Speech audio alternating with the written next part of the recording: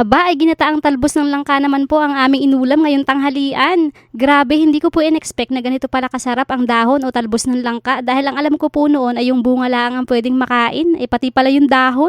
Hello po mga kaprabins, eto at pumunta na nga po kami ni Papa sa may tagiliran ng bahay para kumuha ng talbos ng langka at siya nga po naming gugulayin. Talbos lang po talaga ang kinukuha namin at hindi na nga po pwede yung magulang na at matigas na po yun. O ayan at may pagtalon pa nga ang Manong Pidoy ay oh.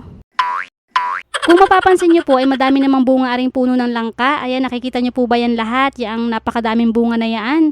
Ay hindi po yan sa amin. Kaya hanggang dahon lang po muna tayo. Pag hinug na saka natin kunin. Charot. Ayan at hindi nga po nakatiis si Papa at umakyat na. Sawaman din sa dahon.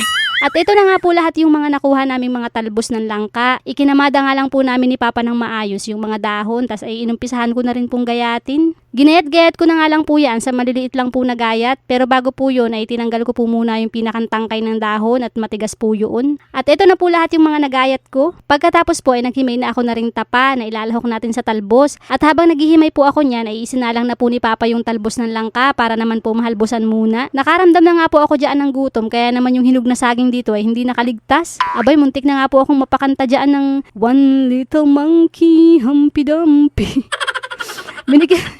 Binigyan nga din po pala ako ni Jade ng iced coffee. Pinaghatian namin ni Papa. Kakoy tamang-tama at kanina ko pa gustong uminom ng malamig at talaga namang napakabanas. At nung matapos na pong halbusan yung talbos ay inahaw na po ni Papa tas ako naman ay nagsimula na ring maggisa. Inilagay na po natin ang bawang at sibuyas tas ay ang hinimay-himay na tapa.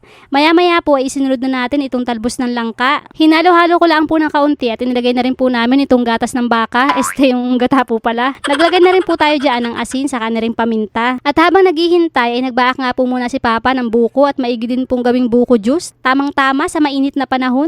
Gumamit lang po ako dyan ng pangkayod ng buko tas ay sinama ko na po doon sa sabaw. Pagkatapos ay nilagyan ko na po ng yelo. Hindi na po kami naglagay ng asukal at gatas at parang mas gusto po namin ngayon ay yung natural na lasa laang. Ay depende laang din po sa trip. Ayan, ang sarap po nitong inumin mamaya habang nagtatanghalian. At maya-maya nga po ay kumati na yung gata na inilagay natin kanina.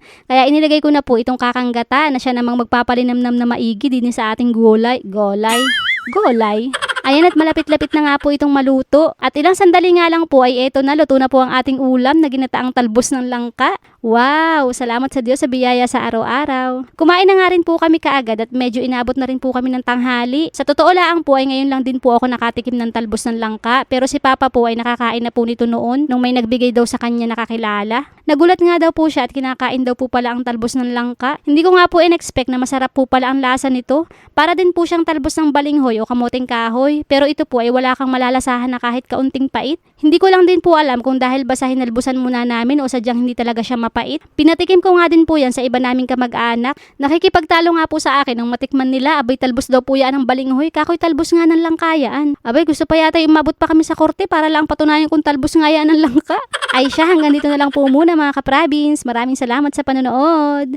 Bye, little monkey, Humpy Dumpy.